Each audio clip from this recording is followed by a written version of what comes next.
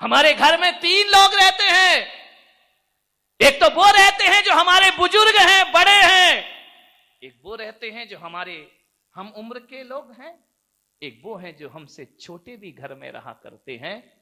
यदि इन तीनों महात्माओं की बात मान लें तो घर को स्वर्ग बनने में ज्यादा देर न लगेगी। यदि बुजुर्गों के सामने जब हम खड़े हों तो बुद्ध को याद करो, उन्होंने प्रार्थना को परमात्मा कहकर बुलाया है। अपने से बड़ों के साथ प्रार्थना का संबंध रखिए, बराबर वालों के साथ जीसस कहते हैं प्रेम का संबंध रखिए, और अपने से छोटों को गले लगाओ तो वात्सल्य का संबंध हो जाया करता है। ये तीनों महापुरुष ऐसे हैं जो हमें जीवन जीने का सूत्र देते। छोटों को गले लगाओ, बराबर वालों से प्रेम करो, और बड़ों से प्रार्थना का संबंध रखो। जानो, आपने कभी विचार किया कि भगवान महावीर ने वात्सल्य को समझाने के लिए गाय और बछड़े का उदाहरण दिया। बोले ऐ इंसान, ऐसे प्रेम करना जैसे गाय बछड़े से प्रेम करती है। मुझे समझ नहीं आया। मैंने कहा यार, ये समझदार आदमी को जानवर का उदाहरण क्यों दिया जा रहा है? पशुओं से समझेगा ये आदमी, अब आदमी से नहीं समझता है। आदमी को समझाने के लिए आदमी के उदाहरण नहीं बचे हैं, अब जानवर का उदाहरण दिया जाता है। मैंने कहा कि भगवान जानवर का उदाहरण क्यों दिया? तो महावीर भगवान ने कहा इसलिए क्योंकि इंसान की मां में फिर भी स्वार्थ हुआ करता है, लेकिन गाय में कभी कोई स्वार्थ नहीं हुआ करता है, बछड़े में कोई स्वार्थ नहीं हुआ करता है। मैंने कहा बात मुझे समझ में नहीं आई। बोले बात समझने जैसी है भी नहीं, बात बिल्कुल साधारण है। एक इंसान की मां अपने बच्चे को पालती है, पोसती है, बड़ा करती है, पढ़ाती है, लिखाती है, पैरों पे खड़ा करती है, शादी करती है, विवाह करती है, बच्चे होते हैं, नाती पोते हो जाया करते हैं। तो मैंने कहा ये तो अच्छी बात है भगवान, लेकिन एक बात ध्यान रखना, इंसान की मां यदि अपने बच्चे को दूध पिलाती है तो इतनी अपेक्षा तो रखती है ना कि बुढ़ापे में ये मुझे, कौन बोला, एक गिलास पानी तो पिलाएगा। इतनी उम्मीद तो इंसान की मां रखती है कि बुढ़ापे में कोई खाना तो खिलाएगा, ये बुढ़ापे में लाठी बनेगा, ये बुढ़ापे का सहारा बनेगा। लेकिन गाय का जीवन देखना, पशुओं का जीवन देखना, एक गाय यदि अपने बछड़े को दूध पिलाती है तो अपने मन में ये भाव नहीं रखती कि बुढ़ापे में ये घास खिलाएगा, मेरी सहायता करेगा। गाय तो निस्वार्थ खिलाया करती है। गाय का प्रेम मोह विहीन प्रेम हुआ करता है। इंसान में तो फिर भी मोह हुआ करता है। गाय अपने बछड़े को जन्म देती है, दूध पिलाती है, जिस दिन घास खाने लगता है उस दिन छोड़ दिया करती है कि जा बेटा तू अपनी जिंदगी जी और मैं अपनी जिंदगी जीऊं। और मनुष्य की मां का क्या हाल है? बोलो, ऐसी बातें आपको डायरेक्ट समझ में आती हैं?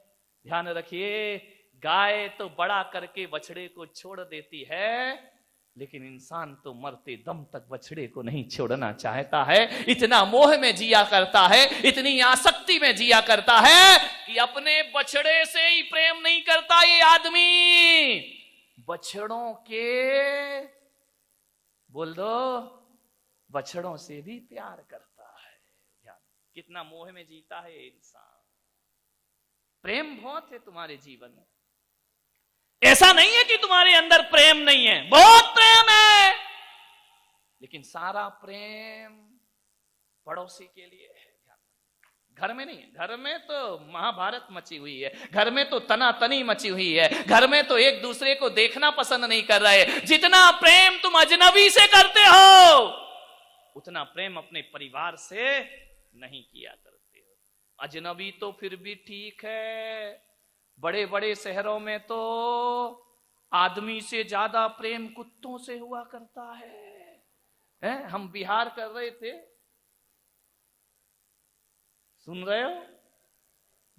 वीआईपी हैं आज के, ताली बजाइए इनके लिए।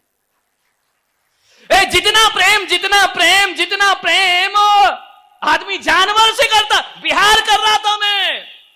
हम दोनों महाराज चले आ रहे थे बिहार करते हुए। हम लोग जयपुर से चले, रास्ते में देखा एक महिला एक कुत्ते के बच्चे को गोद में लेके घूम रही। मैंने कहा महाराज ये क्या कमाल है। बोले समझ नहीं आ रहा ये कुत्ते के बच्चे को लेके क्यों घूम रही। वहां तक फिर भी बात समझ में आ रही थी, थोड़ी देर बाद देखा तो और दुर्घटना घट गई। उसके बच्चे को नौकरानी लेके आ रही है, कुत्ते के बच्चे को महिला लेके घूम रही है। वाह रे आदमी का चिंतन, आदमी का सोच देखिए। कुत्ते के बच्चे को आप सब कुछ कर, कुत्ते के बच्चे के लिए महंगे महंगे साबुन आ रहे हैं, आदमी का बच्चा वही लाइफ बॉय में नहा रिया है, जिंदगी बर्बाद। विचार करिए, सोचिए आप, महंगे महंगे साबुन, महंगे महंगे बिस्किट। मैंने कहा वाह रे कुत्ता। हमारे संग के तो लड़के बोले महाराज इससे अच्छे तो हम कुत्ते ही बन गए होते, जिंदगी तो अच्छे से बीत रही होगी। मर्सिडीज कार में कुत्ता घूम रिया है, जीभ निकाल के बाहर झांक रहा है। कमाल हो गया ये आदमी, कुत्ते के बच्चे से इतना प्यार, इतना प्यार, इतना प्यार करता है, आदमी के बच्चे को दुत्कारता है। दुर्भाग्य है इस देश का कि तुम्हारे घर में कुत्ते के बच्चे के लिए दूध मिल जाता है और देवरानी का बच्चा रो तो जेठानी की हाथ कटोरी में एक कटोरी दूध भी नहीं हुआ कर। कैसी मानवता है, कैसा आदमी का पतन हो रहा है। विचार करिए आप। मैं ये नहीं कह रहा हूं कि कुत्ते के बच्चे को डंडे मारो, लेकिन मैं ये निवेदन कर रहा हूं कि आदमी के बच्चे का अपमान नहीं होना चाहिए, उसका भी जीवन में सम्मान होना चाहिए। कुत्ते के बच्चे से प्यार है। महाराज ने पूछा कि महाराज जरा ये बताओ ये कुत्ते के बच्चे को लेके क्यों घूम रही है। अब मैं तो भैया धर्म में जीने वाला, कर्म सिद्धांत जानने वाला। मैंने कहा महाराज मुझे ऐसा लगता है ये इतना, और लेके ही नहीं घूम रही है, उसे मुंह से भी लगा रही है, चूमा चाटी भी चल रही। टॉमी टॉमी टॉम, तेरा टॉमी और स्वामी। कुत्ता भी बड़ा मस्त है, कर सेवा मेरी, ध्यान रखिए। विचार, मैंने कहा इतना प्यार क्यों कर रही है। तो सही बताऊं बारामती वालों, तो मुझे ऐसा लगा या तो ये पिछले जन्म में इसकी मां थी है, या अगले जन्म में बनने की तैयारी में लगी हुई है। विचार करिए, सोचना है आदमी। जानवरों से प्यार, आदमी को ठुकराते हो। मान्यवाद। यदि आज तुम्हारे घरों में से महिलाएं यदि जिद करना छोड़ दें और आदमी गुस्सा करना छोड़ दे, तो तुम्हारे घर आज भी स्वर्ग में परिवर्तित हो जाएंगे। ध्यान रखिए, स्वर्ग बनाओ घरों को। पशु से नफरत मत करो, लेकिन इंसानियत से भी नफरत नहीं होना चाहिए। ध्यान रखिए, क्या हालात हैं घरों के। एक घर में रहने वाले दो भाई एक थाली में भोजन करने को तैयार नहीं है। जेठ जी आते हैं तो देवरानी बाहर निकल जाती है, तेरा पति तू परोस। देवर आता है तो जेठानी बाहर हो जाती है। ननंद भाभी में बोलचाल नहीं है, बाप बेटे के संबंध अच्छे नहीं है, एक दूसरे का सम्मान नहीं है, एक दूसरे की मर्यादाएं नहीं है। मान्यवर, बड़ा दुख होता है ये शब्द देख करके। आपसे निवेदन है, दो भाई एक मां से पैदा होने वाले कटघरे में खड़े रहते हैं, चंद मिट्टी के ठीकरों के लिए अदालतों में खड़े हैं दो भाई लोग। ध्यान रखिए मान्यवर, एक निवेदन है मेरा आपसे। मेरा चतुर्मास ग्वालियर में हो रहा था। दो भाई आपस में बोलते नहीं थे। क्षमावाणी का पर्व आया, मैंने सारे लोगों से कहा कि एक दूसरे से गले मिलो। इतना होशियार है आदमी, गले भी उससे मिलता है जो जिगरी दोस्त है, हार्टली फ्रेंड। जिससे लड़ाई है उसको तो देख के बाजू से निकल जाता है। ये भी कोई क्षमावाणी है। मैंने देखा कि पंडाल में सबने एक दूसरे से गले मिले, दो आदमी गले नहीं मिले, बच बच के निकल रहे हैं। मैंने आयोजकों से पूछा कि सारा पंडाल गले मिला, वो दो गले क्यों नहीं मिले। बोले महाराज वो नहीं मिलेंगे। मैंने कहा क्यों। अरे बोले 1,00,000 उपाय कर लो वो नहीं मिलेंगे। अरे मैंने कहा क्यों नहीं मिलेंगे। बोले वो दोनों सगे भाई है। माथा फोड़ लिया मैंने। बोले सगे भाई हैं इसलिए गले नहीं मिलेंगे। अरे तो मैंने कहा सगे भाई को तो सबसे पहले गले मिलना चाहिए। बोले वो नहीं मिल सकते हैं, आप कितनी भी कोशिश कर लो। कई महाराज आए और चले गए। गुलाब जल से बीथियों को सींचा गया, फूलों की पंखुड़ियां बरसाई गई। नारायण कृष्ण पधार रहे हैं, रथ में बैठे पीतांबर धारण किए नारायण श्री कृष्ण, मोर मुकुट धारण किए, मुरली हाथ में लिए चले आ रहे हैं रूप लावण्य के धनी। कहते हैं कि नारायण कृष्ण में इतना सौंदर्य था कि जिस गली से निकल जाए वो पनिहारिन यदि पानी भर रही है तो उसकी बाल्टी पानी में छूट जाया करती थी, नदियां बहना छोड़ देती थी। इंसान तो क्या, गाय बछड़े भी उनके पीछे पीछे भागना शुरू कर दिया करते थे। ऐसा जीवन था नारायण कृष्ण का, नारायण श्री कृष्ण का। चले जा रहे थे, हस्तिनापुर की बीथियों से रथ निकला नारायण कृष्ण का। एक छोटी सी झोपड़ी,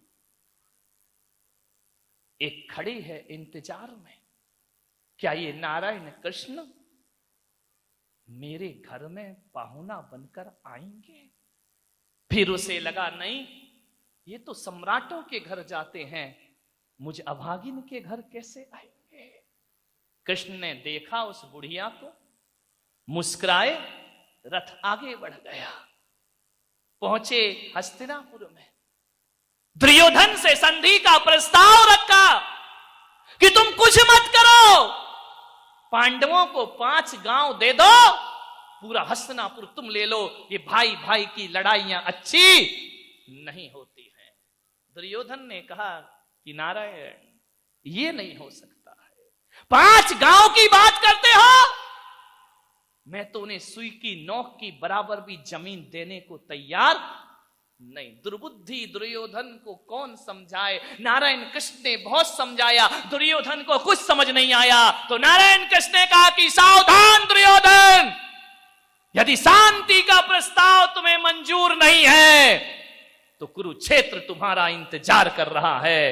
मैं कृष्ण हूं, मैं एक संदेश लेकर आया हूं शांति का, संधि का। यदि मंजूर नहीं तो युद्ध के लिए तैयार हो जाओ। और एक बात याद रखना दुर्योधन, ये जो युद्ध होगा ये तुम्हारी खानदान की बर्बादी होगी। और इसके अलावा दुर्बुद्धि दुर्योधन को कुछ समझ नहीं आया, कितना भी समझाओ दुर्बुद्धियों को, उनके पल्ले कुछ भी पड़ता नहीं है।